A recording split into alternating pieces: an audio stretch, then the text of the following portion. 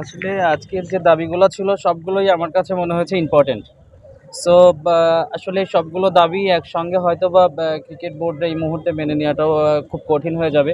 কেননা একটা একেবারে ধ্বংসস্তূপে রেখে যাওয়া একটা ক্রিকেট বোর্ড হঠাৎ করেই এতগুলো দাবি আসলে এটা সবগুলো দাবি নিয়ে কাজ করা একসঙ্গে আমার মনে হয় না যে এটা সঠিকভাবে এটার প্রয়োগ হবে।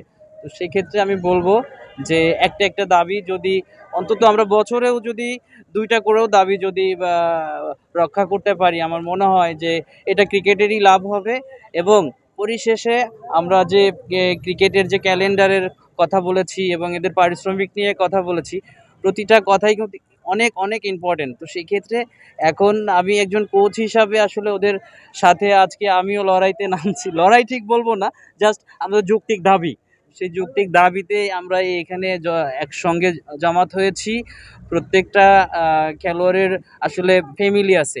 তো যে পরিমাণ পারিশ্রমিক দরকার সেই তুলনায় খুবই নগণ্য। এবং এবং ক্লাবগুলোর সঙ্গে যে কথাগুলো থাকে অনেক সময় সে টাকাগুলো তারা সঠিকভাবে পায় না।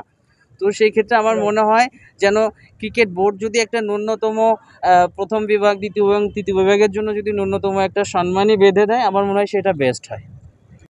হ্যাঁ, বাংলাদেশকে যেহেতু ক্রিকেটের মাধ্যমে বাংলাদেশকে চিনে, অবশ্যই আমাদের ক্রিকেটের যেই অবকাঠামোগুলো আছে, যেই ল্যাকিংসগুলো আছে, এগুলো থেকে নিজেদেরকে তো বের করে নিয়ে আসতে হবে। বাংলাদেশকে ভালো কিছু দিতে হলে অবশ্যই ক্রিকেটের যে ল্যাকিংস আছে সেগুলো পরিশোধ করতে হবে। পরিশোধন করে আমাদের নিজেদের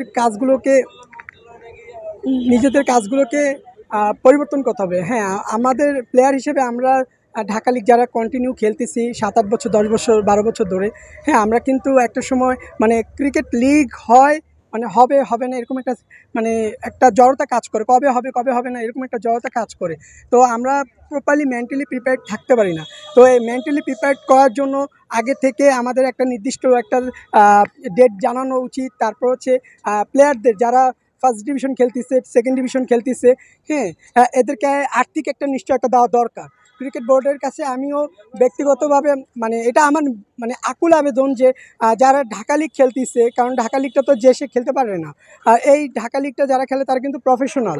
তারা তাদের আর্থিক টাকা পয়সা সব দিক দিয়ে খরচ করে ইনভেস্ট করেই কিন্তু তারা ঢাকা লিগটা খেলতেছে। তো প্রতিটা প্লেয়ারকে ন্যূনতম একটা অর্থনৈতিকভাবে সাপোর্ট দেওয়ার জন্য আমি এটা মানে বিনীতভাবে এটা দরখাস্ত রাখতেছি।